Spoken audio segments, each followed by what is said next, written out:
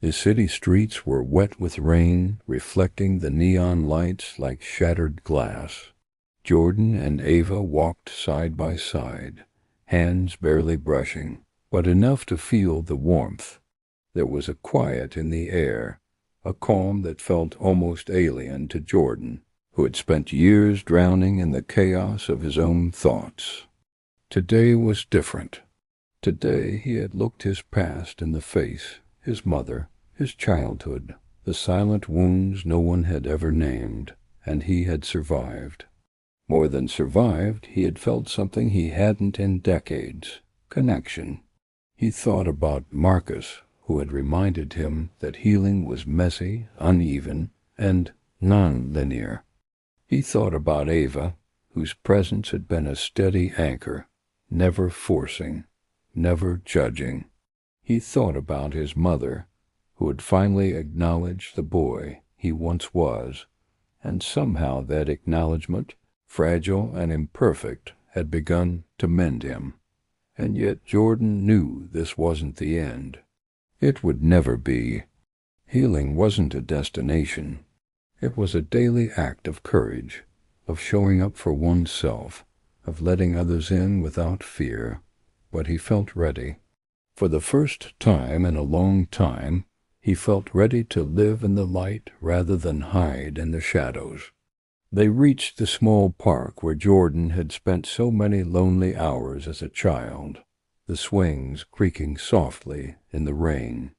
He paused, looking at the wet grass, the trees bending under droplets of water, and he felt a surge of something strange and new, hope. Ava stood beside him quietly, giving him space. He took a deep breath, letting the cold air fill his lungs, and then he spoke. "I don't think I've ever felt like this," he admitted. "Like the weight isn't crushing me," Ava smiled softly. "That's because you're not carrying it alone anymore." Jordan nodded. "It's scary, though. I don't want to lose it. I don't want to fall back into everything I've buried for so long."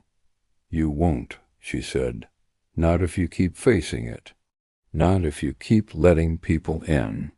You've already proven you can survive the worst. You can handle the rest." He let her words sink in.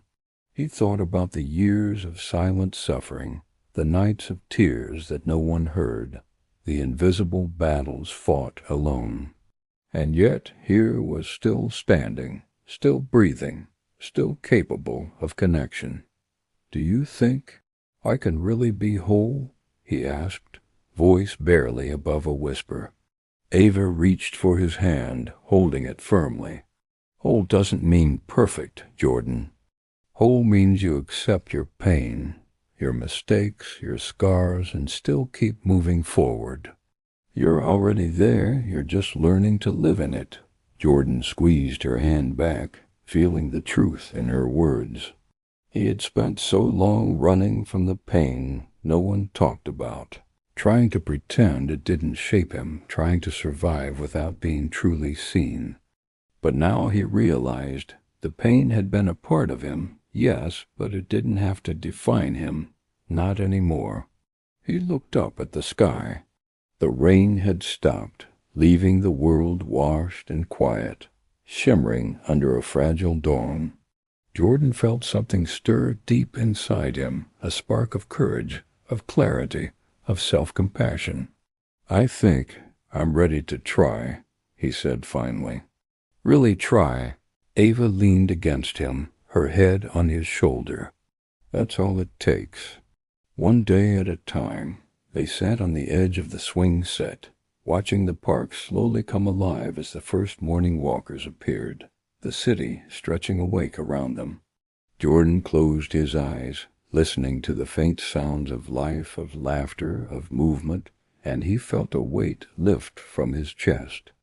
He was still fragile, still human, still marked by the past, but he was also alive, and that was enough. For the first time in his life, Jordan allowed himself to imagine a future where the pain didn't control him, where he could love, trust, and be fully seen. He imagined mornings like this, simple and real, filled with connection and understanding. He imagined moments where he didn't have to hide, moments where he could breathe, moments where he could just be Jordan, no masks, no defenses, no invisible chains. He opened his eyes and looked at Ava.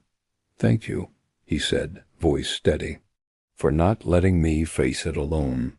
She smiled, brushing a wet strand of hair from her face. "You don't have to thank me. You did all the hard work. I just helped you remember you're not alone." Jordan nodded, letting the quiet settle around them. The past would always be there, whispering in moments of doubt, but now he had tools, he had support, and he had the courage to face whatever came next. He took one last deep breath, letting the damp, clean air fill him, and for the first time he felt something he had never allowed himself to feel fully: peace. Not perfect peace, not complete, not final, but real, human, alive. And for Jordan that was enough.